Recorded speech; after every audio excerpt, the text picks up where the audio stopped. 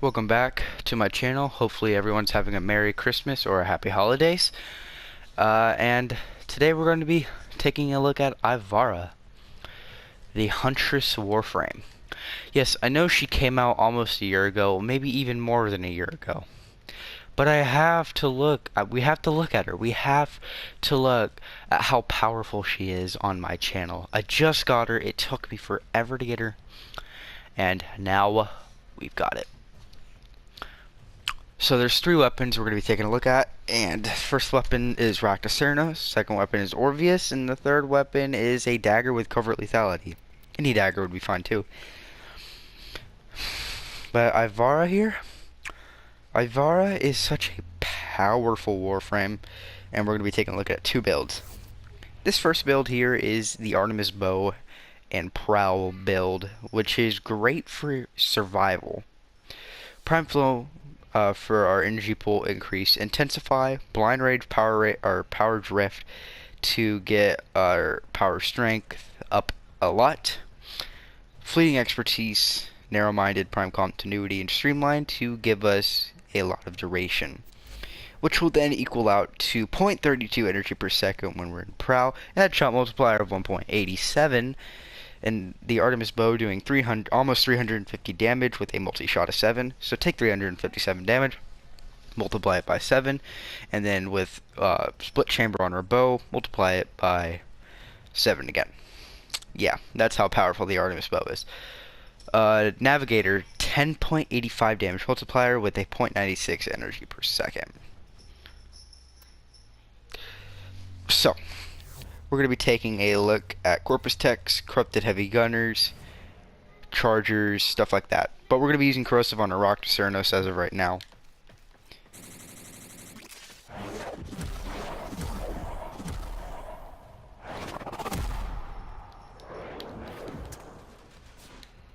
I think he knows I'm here. He's aware that I'm over there. But if you can get a headshot on him, you can pretty much one-shot him. And it's that simple. It's that simple. But yeah, we're going to be taking a look at 3 Corrupted Heavy Gunners.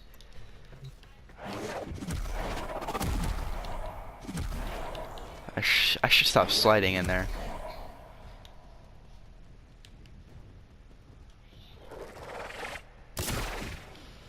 Yep, one shot. Oh snap.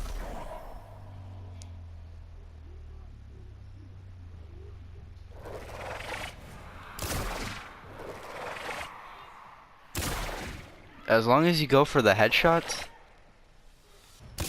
you will get a lot of damage off of these guys, because her headshot multiplier is 1.82 combined with your bow's headshot multiplier. If you have Argon scope on there, then you'll have that extra crit damage.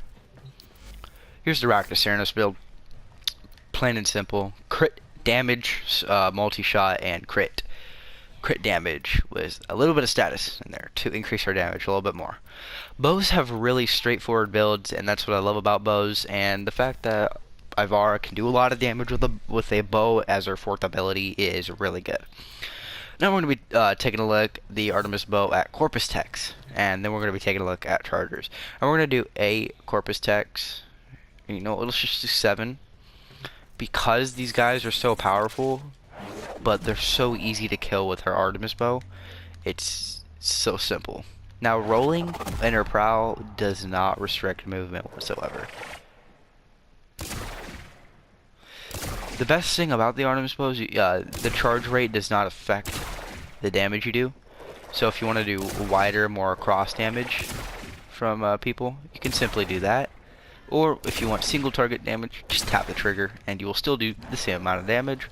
And but you will do a up straight, I think horizontal line that goes up, and as you see, the multi-shot is insane on it.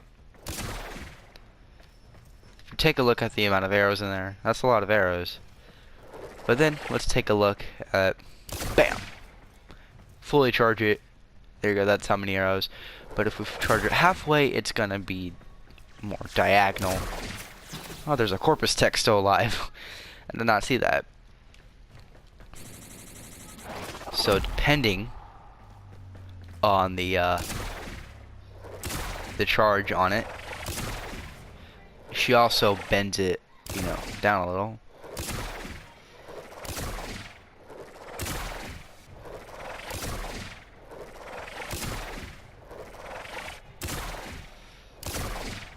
Yeah. So that's her Artemis bow for you guys. It's really simple. Now let's take a look at the Orvius, which is another god tier weapon with Ivara. Now you get this from completing the World Within, but you have to build it with 4,000 kuva and a ton of materials. Now I'll just let you take a look at the build in silence, and then I'll explain to you why.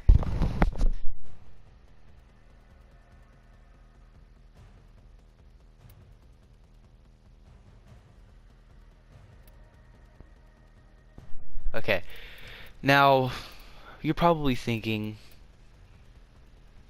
why? Why are you using the Orvius? Why does it have a build with no attack speed?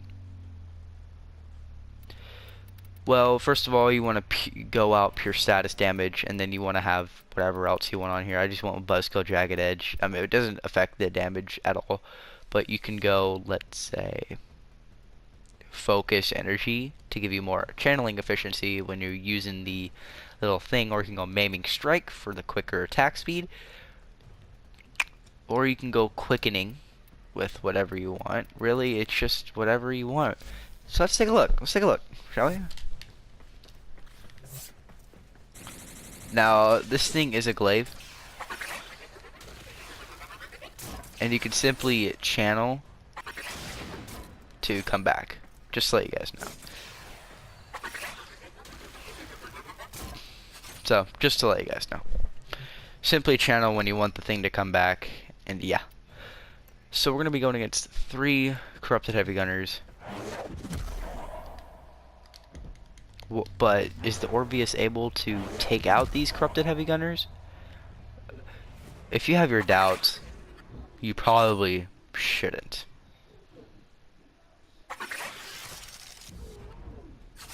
It does the AoE it does the AoE damage, and you get the one shot in there. You get the one shot. Okay, you guys might be thinking, yo, what the fuck? How did he just do that? And I'm just telling you, it's simple. It's so simple. Because the Orvius is so powerful with Ivara's headshot multiplier. The Orvius goes above their head.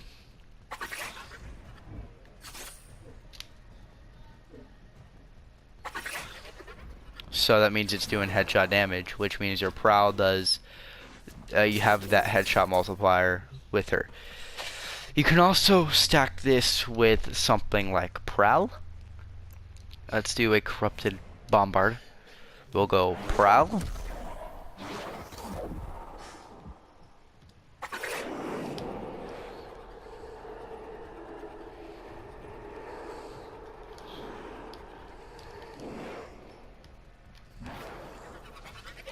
And the slash should be able to finish him off. And if it doesn't, but fuck me. Let's do this again, shall we? Which, I mean, this way we'll be able to do a ton of damage.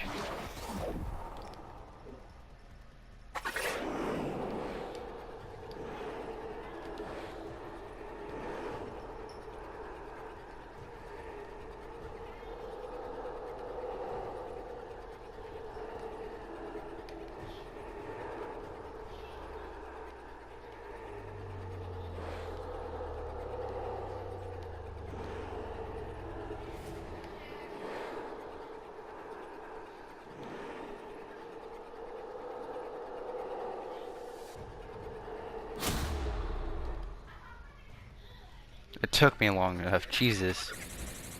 We'll do it again. We'll do it again, and we'll stack up our, we'll stack up the thing.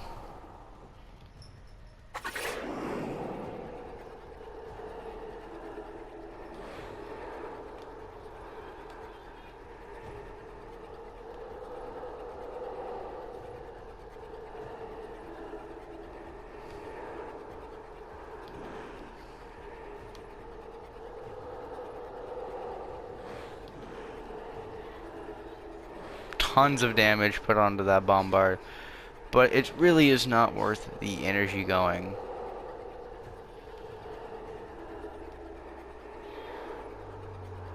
It really is not worth that energy that you're using, because you could just finish him off with a bow or something like that. So yeah, it's mainly just only worth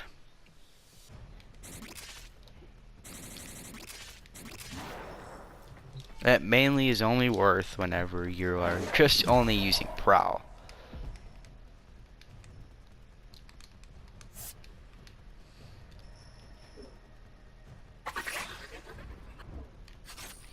Bombards have, I believe, the strongest armor in the game, especially corrupted, so yeah. Next, let's take a look at her covert lethality. Hours upon hours of survival in the game. Configuration B. Range, duration, efficiency. Overextended, or prime flow, prime continuity, obvious reasons. Overextended, cunning drift, and stretch for the range.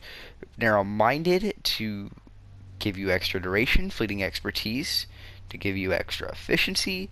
Constitution for extra duration. Simple as that. We're using corrosive projection on this one, but we really will not need it. If anything, go energy siphon. That's just me.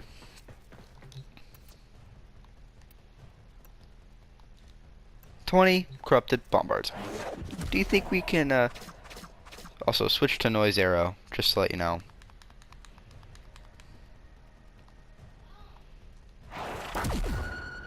It'll attract all of them right here.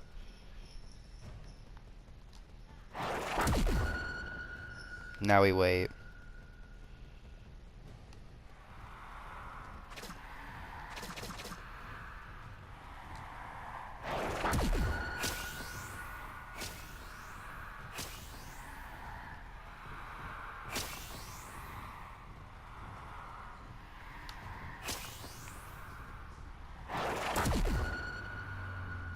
It's gonna attract all the bombards here. Make sure to hold out your rack to dark dagger. Switch to sleep arrow. Then go ham.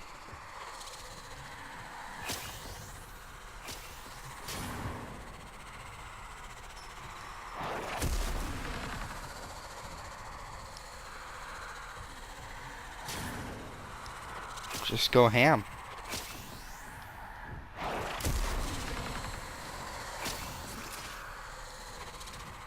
You'll buy now you'll proc the Ivara proc if you have a dark dagger, so that's why, in my opinion, I think it has the best covert lethality, because you have that Ivara proc in there.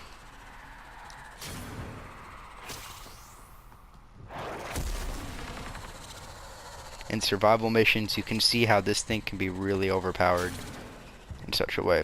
Let's pull out the Artemis bow. It can't do much, because it's a negative duration build. But on nullifiers, just use your weapons. That's simple enough, and if you don't feel like using prowl, you could simply just use cloak arrow.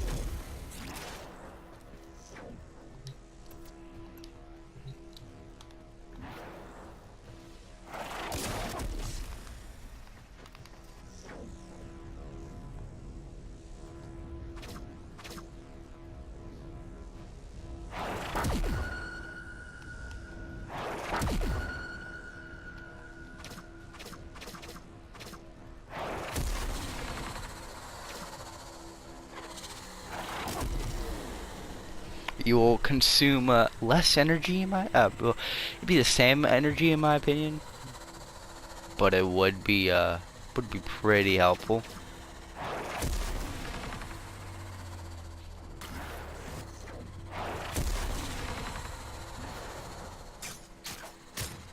And you can get out of that cloak bubble as long as you keep remembering to go sleep.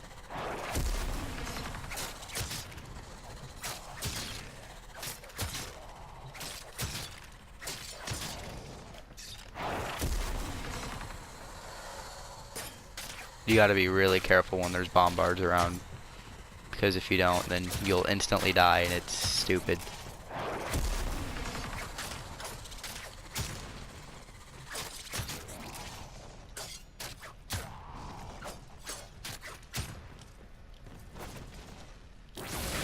You should have been asleep, sir.